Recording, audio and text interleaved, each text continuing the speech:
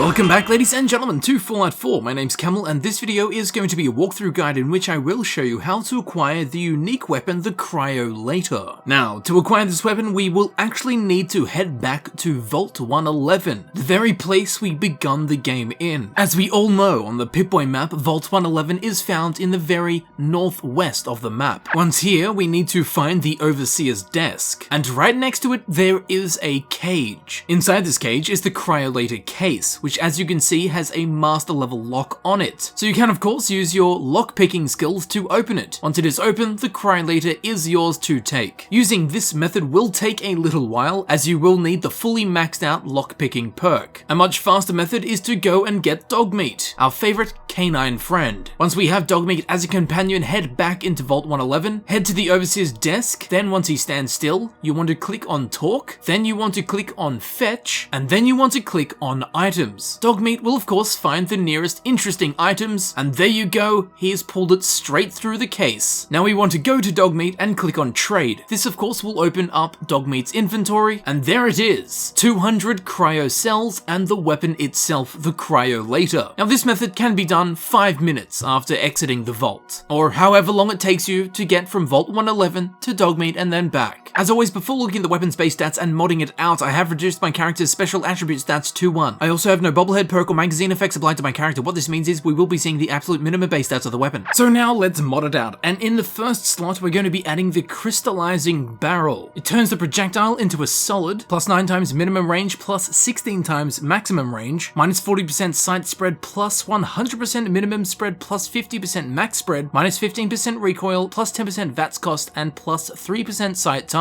I'll talk more in depth about this modification later on in the video. In the second mod slot, we're going to be going with the recoil compensating stock, which brings minus 7% sight sway, minus 60% sight spread, minus 30% recoil, plus 20% VATS cost, plus 10% sight time, and plus 100% bash damage. And finally, we're going to be adding the glow sights, which brings 1% zoom, which means absolutely nothing, minus 10% sight spread, minus 7.5% VATS cost, and minus 5% sight time. And now that the Cryolator has been modded out, as I just did, it has a base ballistic damage of 23 and a base energy damage of 20. It uses the cryo cells as ammunition and has a fire rate of 90, its range is 203, its accuracy is 77, its weight is 19.7 pounds, and its value is 404 caps. And as we can see up the top of the screen, it is now called the Recoil Compensated Cryolator. So the Cryolator, a completely unique weapon. Would you believe it? Bethesda made a unique weapon. A completely unique skin, a completely unique style of play, and completely unique effects. Finally, we haven't received the cold shoulder when it comes to a unique weapon. If only we got this times 100. Now before we get more in depth about the barrel choices, I just thought I should let you know that half of the footage in this video is going to be with the standard barrel and the other half is going to be with the crystallizing barrel. This is just for visual diversity, and although the crystallizing barrel is far better as a weapon modification and in actual use, I do find that in game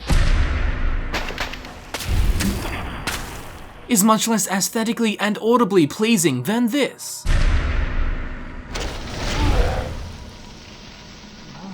But hey, that's just me. So now that we've seen the tip of the iceberg, let's dive much deeper and talk about the Cryolator. With the standard barrel, the Cryolator creates a cryogenic spray when fired that fades away at mid-range. Firing continuously at an enemy may freeze it solid and render it unable to move or attack for a period of time. More durable enemies will require longer exposure, and some cannot be frozen at all. The Cryolator can chew up large amounts of rather expensive ammunition, so use it wisely. Or you can go with what we've done, not only making it a completely wiser weapon, but much more powerful, by adding the crystallizing barrel modification, which will convert the weapon into an automatic crystal shooter. This makes the weapon far more ammunition efficient, as well as granting additional benefits such as increased range, increased damage, as the crystals do ballistic as well as energy damage, and a very small AoE effect. However, the projectiles do not travel particularly quickly and suffer from a noticeable flight trajectory. But that's okay, and although to me it looks less cool, but the trajectory is nothing nothing really to worry about. Even though it does exist, we now have a small AoE effect, we have an extra 23 base ballistic damage on top of the original 20 energy damage, and the range has almost been tripled. So we can pick off enemies far in the distance, and of course the ammunition efficiency is through the roof. So the crystallizing barrel modification is definitely the way to go. Now, a very jolly Christmassy weapon shooting little snowballs. But where did the Cryolator come from? If you read the Overseer's terminal in Vault 111, you will discover that the Cryolator was developed by the Overseer of Vault 111 as a way to occupy time, waiting for the all-clear signal from Vault-Tec that never came. Using chemicals and components readily available within the vault, the prototype was able to be complete, making a cryogenic freezing available in a portable, on-demand form. Conceptually, it is a flamer that shoots ice. In actual use, of course, with the crystallizing barrel modification attached, I did find it actually a pretty fun and useful weapon to use. Now, the Cryolator is a heavy weapon, therefore it benefits from the Heavy Gunner perk. And although with the crystallizing barrel it is now a semi-automatic weapon, it does not benefit from the Commando perk. And after getting all of the appropriate damage increasing perks, I was only able to get the Cryolator's damage up to 53. Well, combined it was 106. It had 53 ballistic damage and 53 energy damage. So again, combined 106 damage isn't that good. Don't get me wrong, it's not bad, but for a heavy weapon you want something really meaty. And I suppose for a semi-automatic weapon it isn't that bad, as you can use it like some kind of permafrost machine gun, but the drawback from doing this is of course the rarity of the cryo cells as an ammunition type, as the Cryolator is the only weapon in the game that actually uses the cryo cell as ammunition. Now, of course, when you first pick up the Cryolator, it will come with 200 cryo cells, but apart from that, finding them can be quite hard. But luckily, they can be found being sold as ammunition from the weapon merchants in Diamond City, Cleo in Good Neighbor, Alexis in Vault 81, and Cricket the Traveling Merchant. And also, ever so interestingly, Fire Brigader Protectrons also drop cryo cells upon death. But all in all, I don't know if the Cryolator was meant to be taken too seriously as a weapon, although it is incredibly fun, with that classic Fallout goofy touch, but on the face of it, it doesn't seem to be too usable. Although not on the face of it, I was able to wreck things much more quickly than I thought I would be able to with it. Sometimes literally one single crystallized pellet from the Cryolator and it would kill an enemy instantly. I wouldn't be sneaking and these enemies would be incredibly high level. After all, my character is around level 87 during this video, so the enemies most certainly have more than 106 health, but they're dying instantly. I have no deep mathematical way of explaining this. This is merely just an observation. On paper, the Cryolator seems okay, but in practice, I was wrecking everything. So keep that in mind if you were thinking about using the Cryolator as a weapon in-game. Now, the Cryolator was supposed to appear in the final version of Fallout 3, but was cut out instead. Apparently, the developers got cold feet. The version of the Cryolator in Fallout 3 does look fairly different. Pictures of it can be found in the concept art of Fallout 3. Now, if you have incredibly good eyesight, you would have noticed that a Cryolator pistol was seen in the trailers before the game's release, but sadly doesn't appear in the finished game. Unfortunately, it was isolated. And very helpfully, the Cryolator's weapon modifications do not require any levels in the gun nut or science perks, making it easy to upgrade if it is obtained early on in the game. So modding it out is absolutely